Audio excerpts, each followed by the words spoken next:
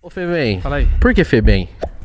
Cara, todo mundo me pergunta isso aí, mano. Você também vai perguntar, puta que eu... Vou, mano. É apelido de escola, mano. Era carequinha? Não era tão carequinha assim, mas é... Eu lembro que eu era pivete, mano. Novinho, sexta série, pá. E... Tinha um monitor, que fala monitor, né?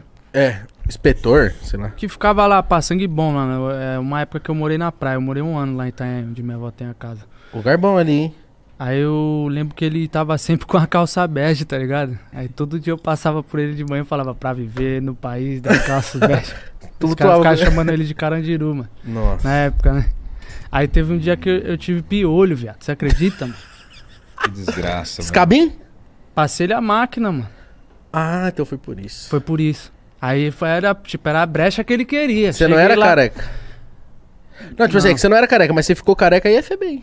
Na época, né? Entendi. Raspei tudo. Aí era a brecha que ele queria. Imagina eu mulando ele 1 ano seguido.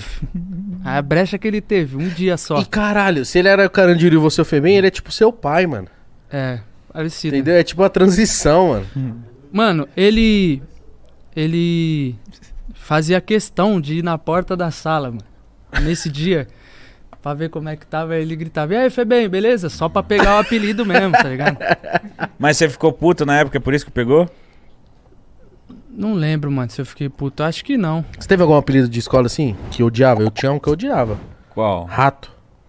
Por quê? Por causa dos dentes. Meus dentes eram permanentes antes dos moleque tudo. Aí eu Você já tava no Sorriso do Firmino, na escola? Já tava, tipo assim, Caralho, mano. esses dois aqui, ó, era permanentão. Aí os caras me chamavam de rato. Sempre tem uma molecada dentuça, né, mano? Aí me chamavam de rato no tubo por causa do Bom Dia e Companhia.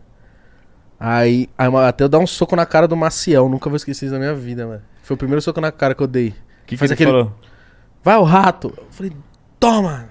Rato não, hein? Não sou rato. Você me respeita. Para de me chamar de rato. Então, foi só Rato um na quebrada apelido, é o embaçado. bagulho foi só um apelido de escola mesmo.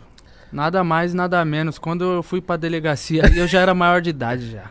Mas por que você foi parar na delegacia, Febem? Ah, várias coisas, mano. Mas não vem ao caso. Ah, não, é melhor. Mas eu pensei que era por conta disso. Não, não é não. Caralho, mano. Porra, mano. Eu pensei que o cara ia dar maior história. Não vem ao caso, entendeu? Deixa isso pra lá.